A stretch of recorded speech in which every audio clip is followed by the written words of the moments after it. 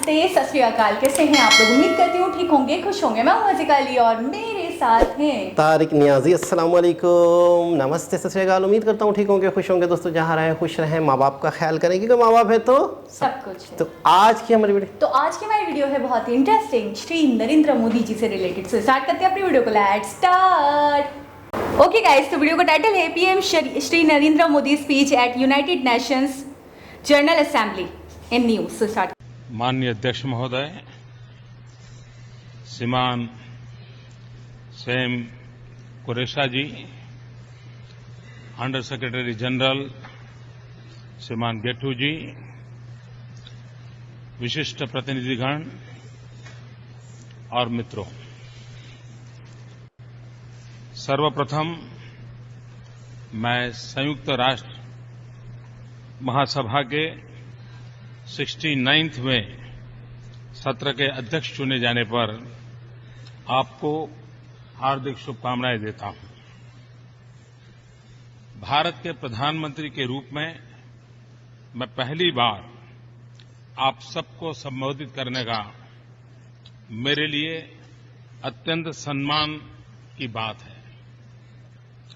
मैं भारतवासियों की आशाओं व अपेक्षाओं से अभिभूत हूं।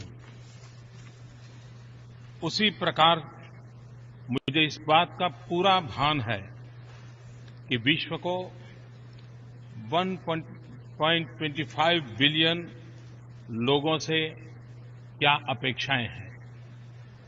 भारत वह देश है जहां मानवता का 6वां हिस्सा आबाद है। भारत ऐसे व्यापक पैमाने पर आर्थिक व सामाजिक बदलाव से गुजर रहा है जिसका उदाहरण इतिहास में दुर्लभ है। प्रत्येक राष्ट्र की विश्व की अवधारणा उसकी सभ्यता व उसकी दार्शनिक परंपरा के आधार पर निरूपित होती है। भारत का चिरंतन विवेक समस्त विश्व को एक कुटुंब के रूप में देखता है। और मैं जब ये बात कहता हूं तो मैं साफ करता हूं कि हर देश की अपनी एक फिलॉसफी होती है। मैं आइडियोलॉजी के संबंध में नहीं कह रहा हूं। और देश उस फिलॉसफी की प्रेरणा से आगे बढ़ता है। भारत एक देश है जिसकी वेद काल से परंपरा वसुधैव कुटुंबकम की रही है। भारत एक देश है जहां प्रकृति के साथ संवाद, प्रकृति से कभी संघर्ष नहीं, ये भारत के जीवन का हिस्सा है। और उसका कारण उस फिलॉसफी के तहत भारत उस जीवन दर्शन के तहत आगे बढ़ता रहा है। प्रत्येक राष्ट्र की विश्व की अवधारणा उसकी सभ्यता व उसकी दार्शनिक परंपरा के आधार पर निरूपित होती है। भारत का चिरंतन विवेक समस्त विश्व को, जैसा मैंने कहा, वसुधैव कुटुंबकम, एक कुटुंब के रूप में देखता है। भारत एक ऐसा राष्ट्र है जो केवल अपने लिए नहीं बल्कि विश्व पर्यंत न्याय, जस्टिस, गरिमा, डिग्निटी, अवसर, अपॉर्चुनिटी एवं समृद्धि, प्रॉस्पेरिटी के हक में आवाज उठाता रहा है। अपनी विचारधारा के कारण हमारा मल्टीलेटरलिज्म में दृढ़ विश्वास है। आज यहां खड़े होकर के मैं इस महासभा पर टिकी हुई आशाओं व अपेक्षाओं के प्रति पूर्णतया सजग हूं। जिस पवित्र विश्वास ने हमें एकजुट किया है, मैं उससे अत्यंत प्रभावित हूं। बड़े महान सिद्धांतों और दृष्टिकोण के आधार पर हमने इस संस्था की स्थापना की थी। इस विश्वास के आधार पर कि अगर हमारे भविष्य जुड़े हुए हैं तो शांति और सुरक्षा, मानव अधिकार और वैश्विक आर्थिक विकास के लिए हमें साथ मिलकर काम करना होगा। तब हम 51 देश थे। आज 193 स्वतंत्र देश के झंडे इस बिल्डिंग पर लहरा रहे हैं। हर नया देश इसी विश्वास और उम्मीद के आधार पर यहां प्रवेश करता है। हम पिछले 60 दशकों में बहुत कुछ हासिल कर सके हैं। कई लड़ाइयों को समाप्त किया है, शांति कायम रखी है, कई जगह आर्थिक विकास में मदद की है, गरीब बच्चों के भविष्य को बनाने में मदद दी है, भूखमरी हटाने में योगदान दिया है और इस धरती को बचाने के लिए भी हम सब साथ मिलकर के जुटे हुए हैं। 69 यूएन पीस कीपिंग मिशन में विश्व में ब्लू हेलमेट को शांति के रंग की एक पहचान दी है। आज समस्त विश्व में लोकतंत्र की एक लहर है। अफगानिस्तान में शांतिपूर्ण राजनीतिक परिवर्तन यह भी दिखलाता है कि अफगान जनता की शांति की कामना हिंसा पर विजय अवश्य पाएगी। नेपाल युद्ध से शांति और लोकतंत्र की ओर आगे बढ़ा है। भूटान के नए लोकतंत्र में एक नई ताकत नजर आ रही है। पश्चिम एशिया एवं उत्तर अफ्रीका में लोकतंत्र के पक्ष में आवाज उठाए जाने के प्रयास हो रहे हैं। ट्यूनीशिया की सफलता दिखा रही है कि लोकतंत्र की ये यात्रा संभव है। अफ्रीका में स्थिरता, शांति व प्रगति हेतु एक नई ऊर्जा व जागृति दिखाई दे रही है।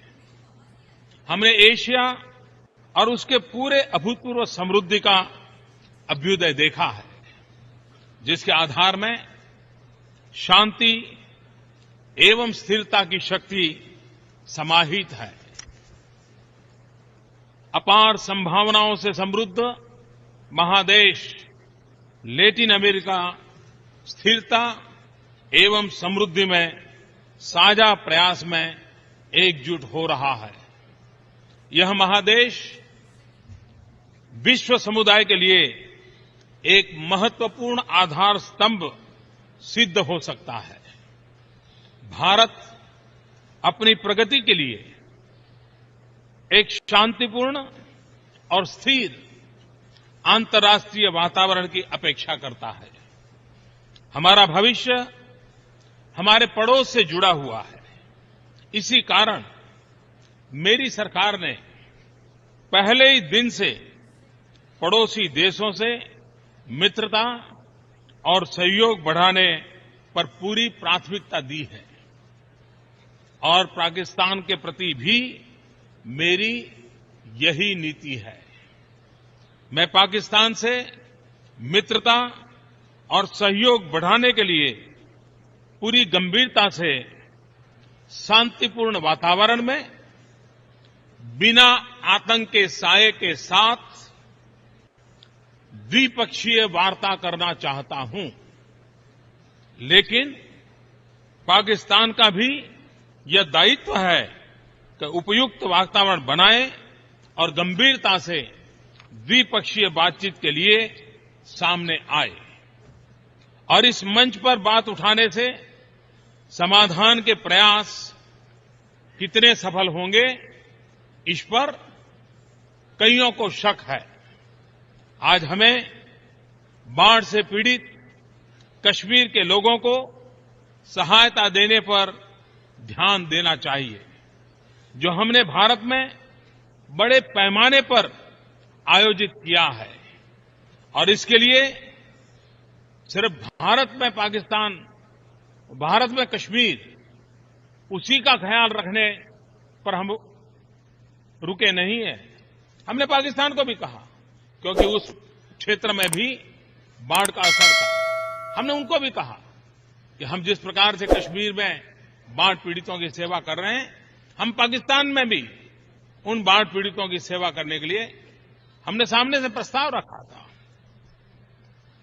हम विकासशील विश्व का हिस्सा है, लेकिन हम अपने सीमित संसाधनों को उन सभी के साथ साझा करने के इच्छुक हैं जिन्हें इनकी नितांत आवश्यकता है। दूसरी ओर आज विश्व बड़े स्तर के तनाव व उथल-पुथल की स्थितियों से गुजर रहा है।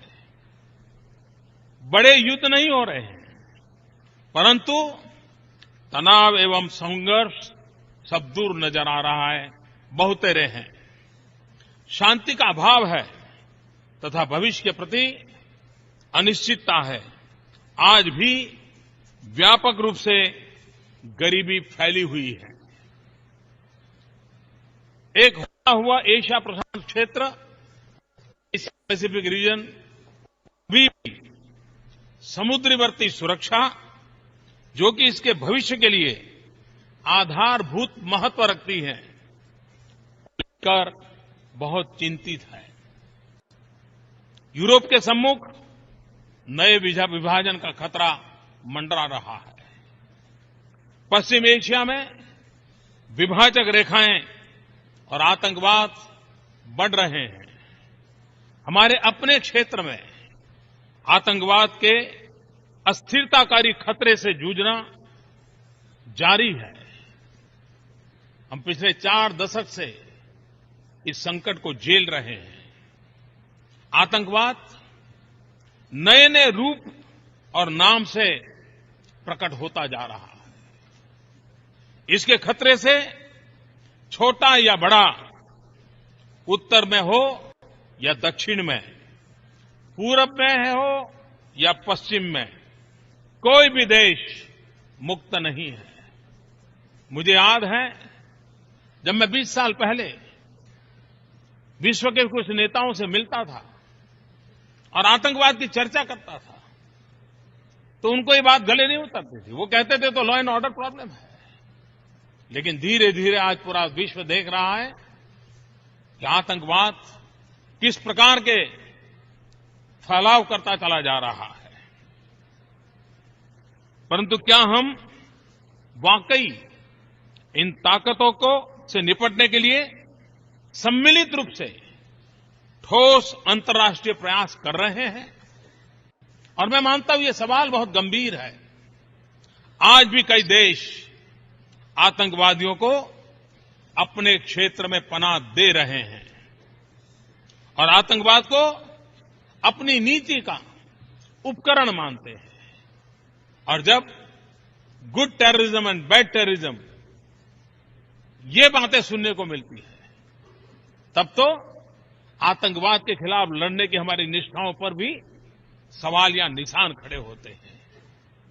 पश्चिम एशिया में आतंकवाद की पाशविकतापूर्ण वापसी तथा दूर और पास के देशों पर इसके प्रभाव को ध्यान में रखते हुए सम्मिलित कार्यवाही का स्वागत करते हैं। परंतु इसमें क्षेत्र के सभी देशों की भागीदारी और समर्थन अनिवार्य है। अगर हम टेररिज्म से लड़ना चाहते हैं तो क्यों न सबकी भागीदारी हो, क्यों न सबका साथ हो, और क्यों न उस बात पर आग्रह किया जाए। समुद्र, सी, स्पेस एवं साइबर स्पेस साझा समृद्धि के साथ साथ संघर्ष के रंगमंच बने हैं। जो समंदर हमें जोड़ता था, उसी समुद्र से आज टकराव की खबरें शुरू हो रही है। जो स्पेस हमारी सिद्धियों का एक अवसर बनता था, जो साइबर हमें जोड़ता था, आज इन महत्वपूर्ण क्षेत्रों में नए संकट नजर आ रहे हैं। उस अंतर्राष्ट्रीय एकजुटता की जिसके आधार पर संयुक्त राष्ट्र की स्थापना हुई, जितनी आवश्यकता आज है उतनी इसके पहले कभी नहीं थी। आज हम इंटरडिपेंडेंट वर्ल्ड कहते हैं तो क्या हमारी आपसी एकता बढ़ी है? हमने सोचने की जरूरत है। क्या कारण है कि यूएन जैसा इतना अच्छा प्लेटफॉर्म हमारे पास होने के बाद भी अनेक जी समूह बनाते गए हम। आज हम कई जी की बातें करते हैं, जिसके नंबर बदलते रहते हैं। कभी G4 होगा, कभी G7 होगा, कभी G20 होगा, हम बदलते रहते हैं। और चाहे या न चाहे हम भी उन समूहों में जुड़े हैं, भारत भी जुड़ा हुआ है। लेकिन क्या आवश्यकता नहीं है कि हम G1 से आगे बढ़कर के जी ऑल की तरफ कदम उठाएं? और जब यूएन अपने 70 वर्ष मनाने जा रहा है, तब ये जी ऑल का एटमॉस्फेयर कैसे बने? फिर एक बार यही मंच हमारी समस्याओं के समाधान का अवसर कैसे बन सके, इसकी विश्वसनीयता कैसे बढ़े, इसका सामर्थ्य कैसे बढ़े, तभी जाकर के हम यहां संयुक्त बात करते हैं, लेकिन टुकड़ों में बिखर जाते हैं, उससे हम बच सकते हैं। एक तरफ तो हम यह कहते हैं कि हमारी नीतियां परस्पर जुड़ी हुई है, और दूसरी तरफ हम जीरो सम गेम के नजरिए से सोचते हैं। अगर उसे लाभ होता है तो मेरी हानि होती है। कौन किसके लाभ में है, कौन किसकी हानि में है, यही मानदंड के आधार पर हम आगे बढ़ते हैं। निराशावादी या आलोचनावादी की तरह कुछ भी नहीं बदलने वाला। एक बहुत बड़ा वर्ग है जिसके मन में ये, छोड़ो यार, अब कुछ होने वाला नहीं है, हो चुका, अब कुछ होने वाला नहीं है। ये जो निराशावादी और आलोचनावादी माहौल है, ये कहना आसान है, परंतु अगर हम ऐसा करते हैं तो हम अपनी जिम्मेदारियों से भागने का जोखिम उठा रहे हैं। वो अपने सामूहिक भविष्य को हम खतरे में डाल रहे हैं। आइए हम अपने समय की मांग के अनुरूप अपने आप को ढालें। हम वास्तविक शांति के लिए कार्य करें। कोई भी एक देश या कुछ देशों का एक समूह इस विश्व की धारा को तय नहीं कर सकता। वास्तविक अंतर्राष्ट्रीय भागीदारी का होना ये समय की मांग है, ये अनिवार्य है। हमें देशों के बीच सार्थक संवाद एवं सहयोग सुनिश्चित करना है। हमारे प्रयासों का प्रारंभ यही संयुक्त राष्ट्र में होना चाहिए। संयुक्त राष्ट्र सुरक्षा परिषद में सुधार लाना, इसे अधिक जनतांत्रिक और भागीदारी परक बनाना हमारे लिए अनिवार्य है। 20वीं सदी की अनिवार्यताओं को प्रतिबिंबित करने वाली संस्थाएं 21वीं सदी में प्रभावी सिद्ध नहीं होंगी। इनके सम्मुख अप्रासंगिक होने का खतरा प्रस्तुत होगा। और मैं आग्रह से कहना चाहता हूं कि पिछली शताब्दी के आवश्यकताओं के अनुसार जिन बातों पर हमने बल दिया, जिन नीति नियमों का निर्धारण किया, 21वीं सदी में विश्व काफी बदल चुका है, बदल रहा है, और बदलने की गति भी बड़ी तेज है। ऐसे समय ये अनिवार्य हो जाता है कि हम समय के साथ अपने आप को ढालें, हम परिवर्तन करें, हम नए विचारों पर बल दें। अगर ये हम कर पाएंगे तभी जाकर के हमारा रिलेवेंस रहेगा। हमें अपने सभी मतभेदों को दरकिनार कर आतंकवाद से लड़ने के लिए सम्मिलित अंतर्राष्ट्रीय प्रयास करना चाहिए। मैं आपसे यह अनुरोध करता हूं कि इस प्रयास के प्रतीक के रूप में आप comprehensive convention on international terrorism को पारित करें। ये बहुत लंबे अरसे से पेंडिंग मांग है, इस पर बल देने की आवश्यकता है। टेररिज्म के खिलाफ लड़ने की हमारी ताकत का वो एक परिचय होगा। और इसलिए हमारा देश जो टेररिज्म से इतने संकटों से गुजरा है, उसको हर हमेश लगता है कि जब तक यूएन इसमें इनिशिएटिव नहीं लेता है और जब तक हम comprehensive convention on international terrorism को पारित नहीं करते, हम वो विश्वास नहीं दिला सकते। और इसलिए फिर एक बार भारत की तरफ से इस सम्मानीय सभागृह के सम्मुख बहुत आग्रहपूर्वक मैं अपनी बात बताना चाहता हूं। हमें आउटर स्पेस और साइबर स्पेस में शांति, स्थिरता एवं व्यवस्था सुनिश्चित करनी होगी। हमें मिलजुल करके काम करते हुए यह सुनिश्चित करना है कि सभी देश अंतर्राष्ट्रीय नियमों, मानदंडों का पालन करें। हमें यूएन पीसकीपिंग के पुनीत कार्य को पूरी शक्ति प्रदान करनी चाहिए।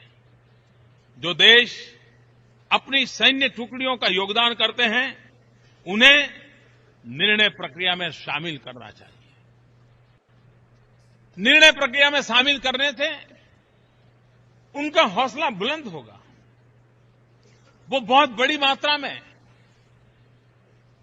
त्याग करने को तैयार है, बलिदान देने को तैयार है, अपनी शक्ति और समय खर्च करने को तैयार है। लेकिन अगर हम उन्हें ही निर्णय प्रक्रिया से बाहर रखेंगे तो कब तक हम यूएन पीसकीपिंग फोर्स को प्राणवान बना सकते हैं, ताकतवर बना सकते हैं? इस पर भी गंभीरता से सोचने की आवश्यकता है। आइए हम सार्वभौमिक वैश्विक निःशस्त्रीकरण एवं अप्रसार हेतु अपने प्रयासों में दुगुनी शक्ति लगाएं। अपेक्षाकृत अधिक स्थिर तथा समावेशी विकास हेतु निरंतर प्रयासरत रहें। वैश्वीकरण ने विकास के नए ध्रुवों, नए उद्योगों और रोजगार के नए स्रोतों को जन्म दिया है, लेकिन साथ ही अरबों लोग गरीबी और अभाव के कगार पर जी रहे हैं। कई देश ऐसे हैं जो विश्वव्यापी आर्थिक तूफान के प्रभाव से बड़ी मुश्किल से बच पा रहे हैं। लेकिन इन सब में बदलाव लाना जितना मुमकिन आज लग रहा है, उतना पहले कभी नहीं लगता था। टेक्नोलॉजी ने बहुत कुछ संभव कर दिखाया है। इसे मुहैया करने में होने वाले खर्च में भी काफी कमी आई है। यदि आप सारी दुनिया में फेसबुक और ट्विटर के प्रसार की गति के बारे में, सेलफोन्स के प्रसार की गति के बारे में सोचते हैं, तब आपको भी विश्वास करना चाहिए कि विकास और सशक्तिकरण का प्रसार भी इसी तेज गति से संभव है। जाहिर है, प्रत्येक देश को अपने राष्ट्रीय उपाय करने होंगे। प्रगति व विकास को बल देने हेतु प्रत्येक सरकार को अपनी जिम्मेवारियां निभानी होगी। साथ ही हमारे लिए एक सार्थक अंतर्राष्ट्रीय भागीदारी की आवश्यकता है।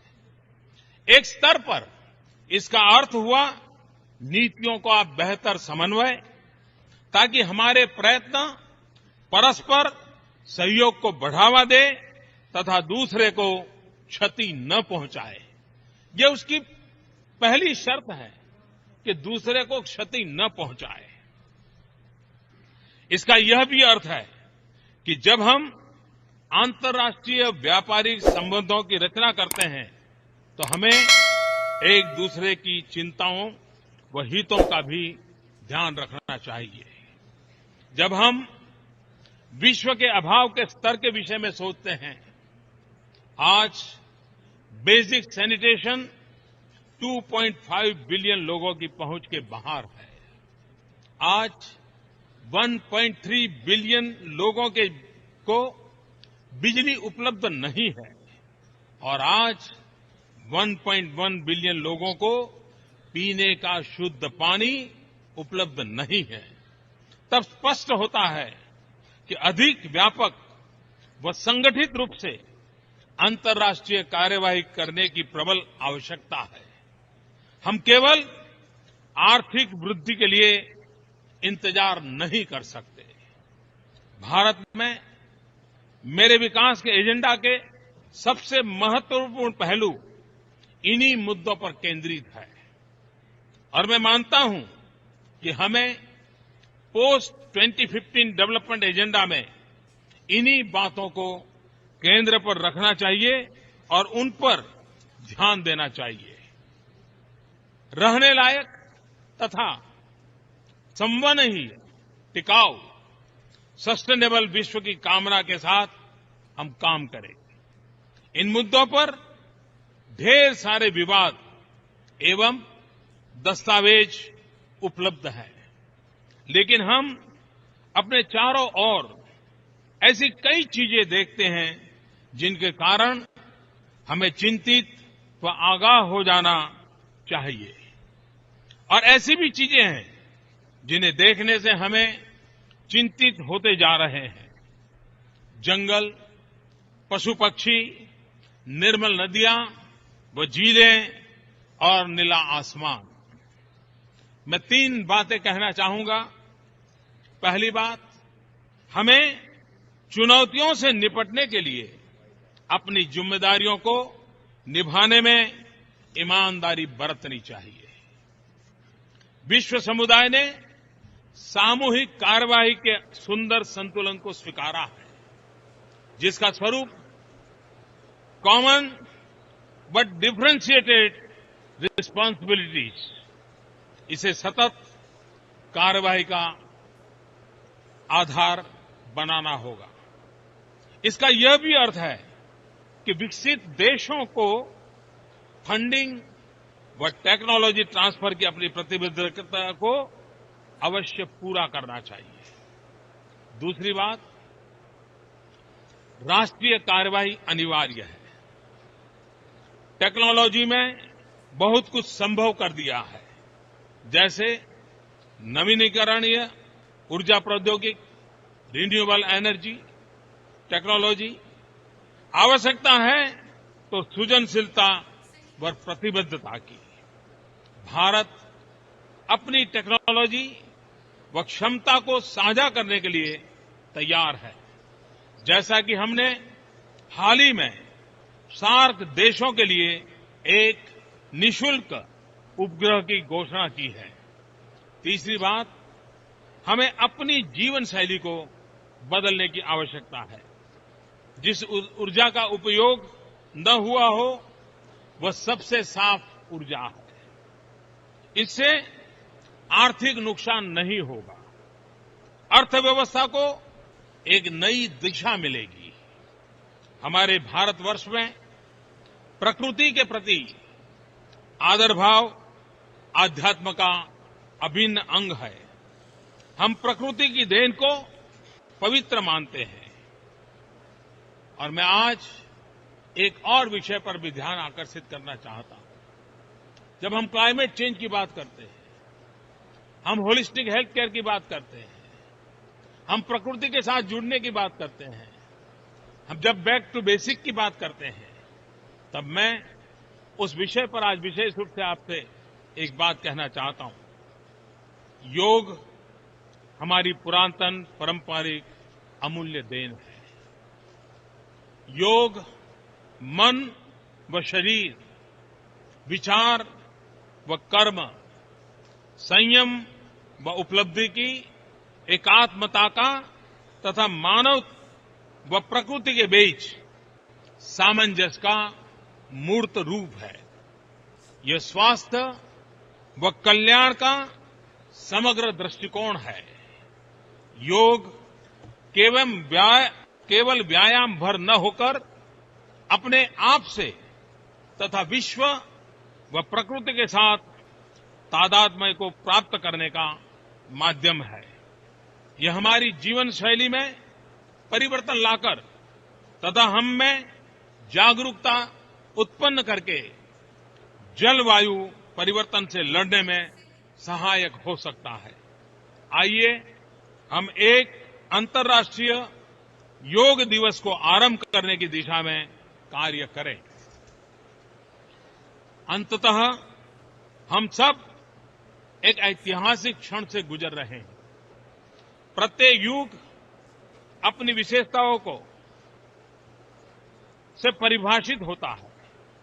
प्रत्येक पीढ़ी इस बात से याद की जाती है कि उसने अपनी चुनौतियों का किस प्रकार सामना किया। अब हमारे सम्मुख चुनौतियों के सामने खड़े होने की जिम्मेदारी है।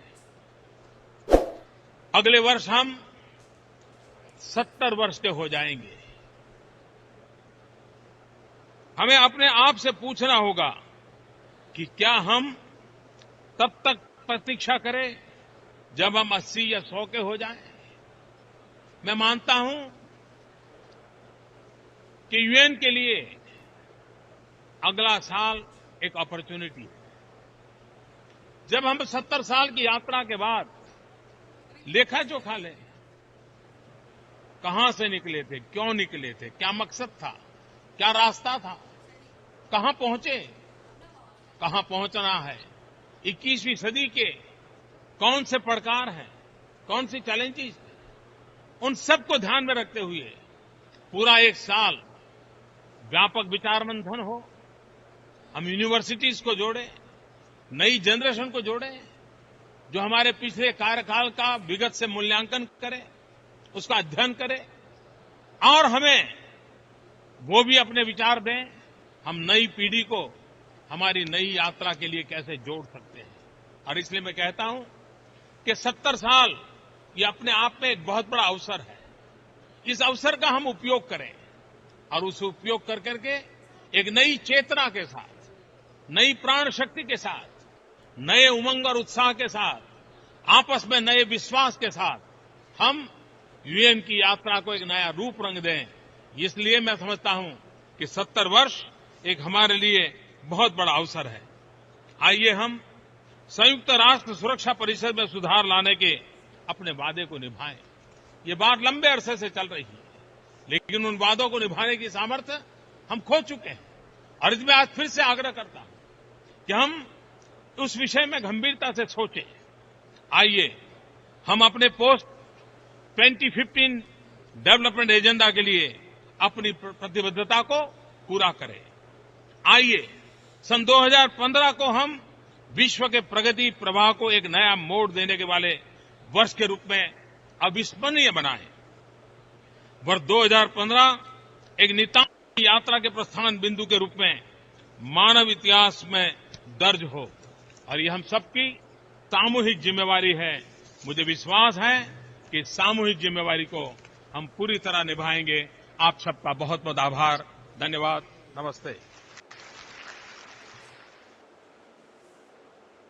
जी जनाब, सबसे पहले तो मैं ये कहूँगा कि मोदी जी ने बहुत खूबसूरती से, ये आज से 5-6 साल पुरानी वीडियो, मोदी जी ने बहुत खूबसूरती से, बहुत ही ज़्यादा खूबसूरती से इंडिया का पॉइंट ऑफ व्यू दुनिया के आगे रखा। सबसे पहले तो मैं ये कहूँगा। और दूसरी चीज़ ये है, इस आधे घंटे की वीडियो में बहुत ही लिमिटेड टाइम में बहुत सारी चीज़ों को छोटा छोटा करके हाईलाइट किया। बुलेट पॉइंट्स थे, ठीक है, हाईलाइट किया। उनका जो मकासद थे उसके समझे बुलेट पॉइंट्स थे, हाईलाइट किया। अच्छा, एक और चीज़ है कि मोदी जी जिस तरीके से स्लो टेम्पो में बोलते हैं, ठहराव उनके अंदर जो है इस वीडियो में वो कम था। वजह बहुत सारे शब्द, बहुत सारी बातें यकजा करना था, कम वक्त में Present पूरी करना। दुनिया तक पहुंचानी थी। अच्छा, इसमें मोदी जी ने इंडिया का पक्ष दुनिया के आगे रखा। बहुत पॉजिटिव रखा, बिल्कुल। यानी कि हमारा मकसद, हमारे विचार, हमारी सोच, हमारा दुनिया के साथ लेना देना, हमारी दुनिया के आगे अहमियत, इस वक्त हम क्या हैं, हम क्या सोच रहे हैं फ्यूचर में करने की। सबसे पहले तो उन्होंने ये बात करके ही, जो लोग मिसाल के तौर पर बोल, तो कोई ऐसा यहाँ होगा नहीं जो इंडिया को नहीं जानता, पहली चीज़। वैसे ये पूरी दुनिया के टीवीज़ पर चली होगी ये, ठीक है, सारे कई लोग दुनिया में, पूरी दुनिया में बैठ के इसको देख रहे होंगे। तो कोई शख्स ऐसा हो सकता है शायद वो इंडिया को ना जानता हो, मैं सब वैसे मुमकिन नहीं है, या कम जानता हूँ। हाँ। जब वो ये बात सुनेगा, कौन सी वाली, छठा हिस्सा दुनिया का, तो उसी वक्त उसके कान खड़े हो जाएंगे कि यार ये कोई मामूली देश तो नहीं है। सही। अगर कोई नहीं समझता होगा तो बहुत सारी इसके बाद बातें हैं, बहुत सारी चीज़ें हैं, बहुत सारे पॉइंट्स हैं। अच्छा, एक वक्त ऐसा था पाकिस्तान में एक जुमला दोहराया जा रहा था, पाकिस्तान को जो इन्होंने इंडिकेट किया, एक जुमला दोहराया जाता था पाकिस्तान में, गुड तालिबान बैड तालिबान। अच्छा।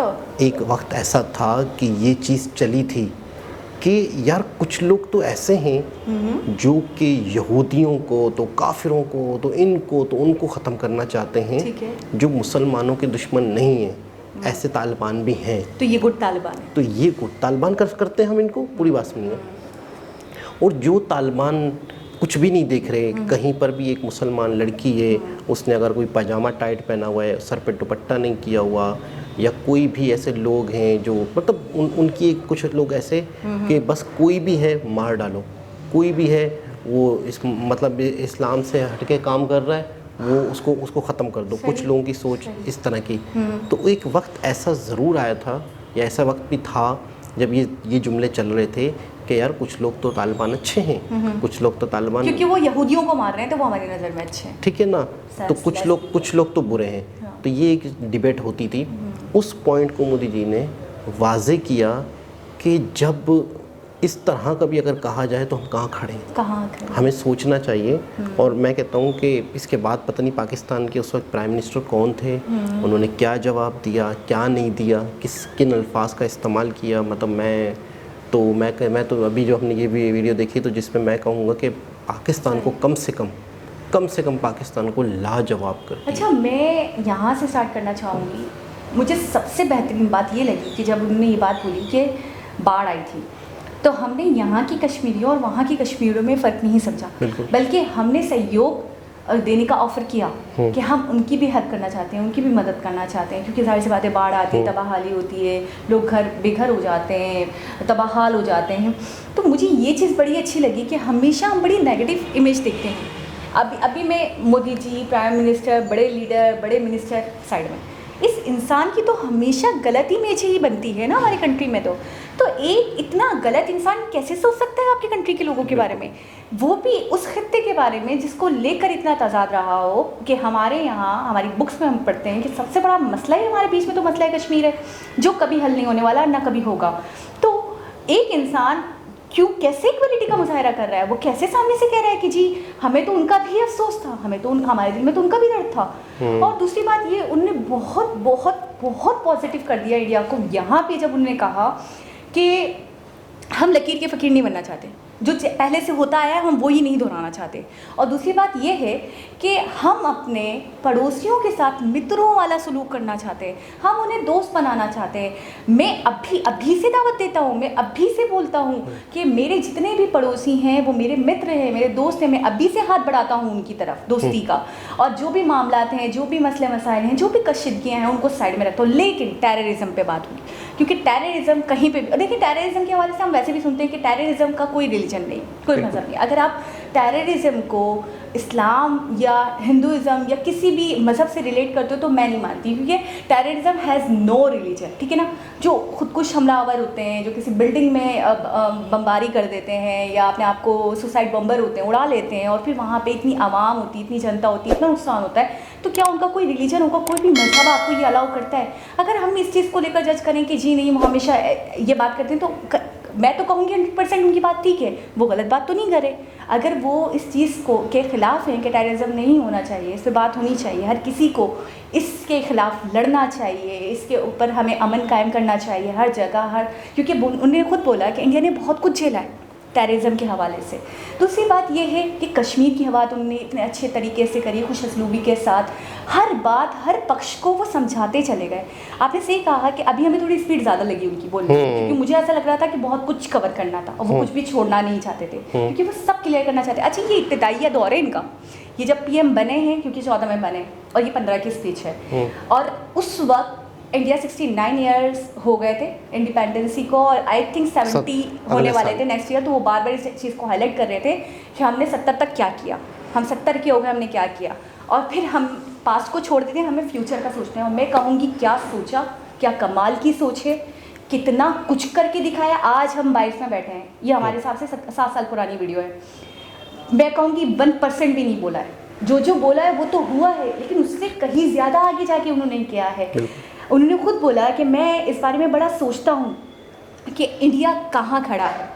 इंडिया हम इंडिया इंटरनेट की स्पीड के हवाले से बात करते हैं, मोबाइल फ़ोन के यूज़ के हवाले से बात करते हैं, तो इसी गति के साथ हमें तरक्की भी तो करनी है। बिल्कुल ऐसा हमें एक दूसरे का, अच्छा आप बार बार कह रहे हैं कि एक कंट्री कुछ नहीं कर सकता, हम सब कंट्रीज़ को मिलकर चलना है, हम सबको आपस में सहयोग दिखाना है, प्रयास करना है, तो ही कुछ हो सकेगा। गुर्बत का ख़त्मा करना है, हमें चाइल्ड के बारे में सोचना है, उनके फ्यूचर के बारे में सोचना है, तालीम के हवाले से हमें बहुत काम करने हैं, और मैं कहूँगी इंफ्रास्ट्रक्चर के हवाले से बड़े बड़े प्रोजेक्ट, बड़े बड़े, जब भी मैं सुनती हूँ, अच्छा मैं सबसे पहले ये देखती हूँ इफ्तिताह कब हुआ था, इसको स्टार्ट कब किया गया। आप यकीन करें 2014, 2016, 2015, 2017, 2018, यार मुझे कोई 2010 नहीं दिखता, कोई 2009 नहीं दिखता, कोई 2008 नहीं दिखता। हत्ता कि मुझे आज भी याद है वो अटल टनल, वो अटल जी के दौर में स्टार्ट हुआ था। और हमेशा ये होता है कि टसल होती है, नहीं पसंद करते हैं, वो एक दूसरे के प्रोजेक्ट बंद करवा देते हैं कि जी नहीं, मेरी नाक नीचे हो जाएगी, मैं नीचे हो जाऊँगा, ये अच्छा बन जाएगा जनता आवाम के सामने, मुल्क के सामने, तो मैं काम करता हूँ, इसका प्रोजेक्ट बंद करवा देता हूँ, नहीं ये नहीं होना चाहिए, बेकार, ये फजूल है। तो यार मैं ये कहूँगी ये तो एक ऐसे इंसान है जिन्होंने जो पिछले अटके हुए प्रोजेक्ट थे वो तक कंप्लीट करवाएं, इतनी प्रोग्रेस दिखाई है इंफ्रास्ट्रक्चर के हवाले से, तालीम के हवाले से, हेल्थ के हवाले से, कहाँ स्पोर्ट के हवाले से, मतलब कहाँ नहीं इंडिया को ये आगे लेकर गए। तो ये एक इंटरनेशनल फोरम पे बात कर रहे थे, तो उन्होंने अपनी मतलब जो भी प्लान है वो उनसे ज़्यादा उन्होंने इंटरनेशनल जो प्लान वर्ल्ड के हवाले से उस पर बड़ी बातचीत की उन्होंने कि हमारा जो मकसद है आसपास के देशों के साथ अच्छे ताल्लुकात कायम करना, और कई देश जो तरक्की पजीर हैं उनको सपोर्ट करना बहुत सारी चीज़ों में। 2050 के उनके प्रोग्राम हैं, 2050 का उनका विजन है कि इंडिया ने कहाँ होना है। और एक उन्होंने बहुत अच्छी बात की कि छोटे छोटे जो कंट्रीज़ अपने एक वो बना रहे हैं प्लेटफॉर्म, G8 तो G20 तो G तो बोला वो नहीं होना चाहिए, जी ऑल होना चाहिए सारे। और एक बात इन्होंने बहुत खूबसूरत की, एक जगह पे इन्होंने UNO को भी टोन कर दिया, उन्होंने ये कर दिया कि चंद देश दुनिया का फैसला ना करें, यानी ऐसा नहीं होना चाहिए कि चंद देश हों, UNO में जैसे 5 देश होते हैं, तो चंद देश ही के पास हर चीज़ का फैसला हो, किसी को अच्छा करना है, जो किसी को बुरा करना है। अच्छा, ये गलत है। ये तो है कि तमाम देशों की बात हुई थी, आप ठीक कह रहे हैं, लेकिन मैंने देखा कि वो काफ़ी हद तक इंडिया की छवि भी क्लियर कर रहे थे, बिल्कुल इशारे किनारों में या बातों में कि हम ये चाहते हैं, इंटरनेशनल मकासद, एनवायरनमेंट के हवाले से। हम 10 लोग बैठे हैं कि जब तक मैं अपना विजन नहीं बताऊंगी यार मैं क्या चाहती हूँ, मैं अपने कंट्री को कहाँ देखना चाहती हूँ, और फिर मैं चाहती हूँ कि आप सबका भी सहयोग हो। हम सब, जब मैं तरक्की करूँ तो मेरे साथ वाले देश भी तो तरक्की करेंगे ना, ट्रेड होगा, इंपोर्ट होगा, एक्सपोर्ट होगा। मैं तो जाहिर सी बात है, एक पावरफुल इंसान होता है वो 6 लोगों को सपोर्ट कर लेता है फिर, लेकिन जब वो खुद पावरफुल बनेगा तब ना, जब उसका ही विजन ना हो तो फिर बेकार है वो इंसान। दूसरी बात मुझे बहुत बेहतरीन बात लगी मोदी जी की, जब मोदी जी की ये जो बिल्कुल ठा करके दिल पे लगी मेरे, कि हमें निराश नहीं होना चाहिए, कोई भी हालात हों, कोई भी मसले मसाइल हों, हमें फेस करना चाहिए। और वाकई ऐसे ही है कि हमने भी ये पढ़ा है और सुना है, बुजुर्गों से भी हम ये सुनते हैं कि मायूसी गुनाह है, मायूस नहीं होना है, क्योंकि आप हमेशा कभी कभी आप ये सोच रहे हो यार हम क्या कर सकते हैं, अब हम कुछ नहीं कर सकते, अब जो होना तो हो गया, अब इससे आगे कुछ हो ही नहीं सकता, या मतलब मायूसी जब आती है ना तब आप अपना बेड़ा गर्क ज़्यादा कर लेते हो। तो उन्होंने कहा हमें मायूस नहीं होना, हमें आगे बढ़ना है। तो बहुत अच्छे तरीके से उन्होंने एक प्रेजेंटेशन दी इंडिया के हवाले से, अपने मकासद के हवाले से, अपने विजन के हवाले से, दुनिया को किस तरीके से चलना चाहिए, किस तरीके से पूरी दुनिया को एक होकर चलना चाहिए और सबको अपना योगदान देना चाहिए। बिल्कुल। तो एक बहुत ही खूबसूरत वीडियो, दोबारा किसी वीडियो से आपसे मुलाकात होगी, जब तक के लिए अल्लाह हाफ़िज़।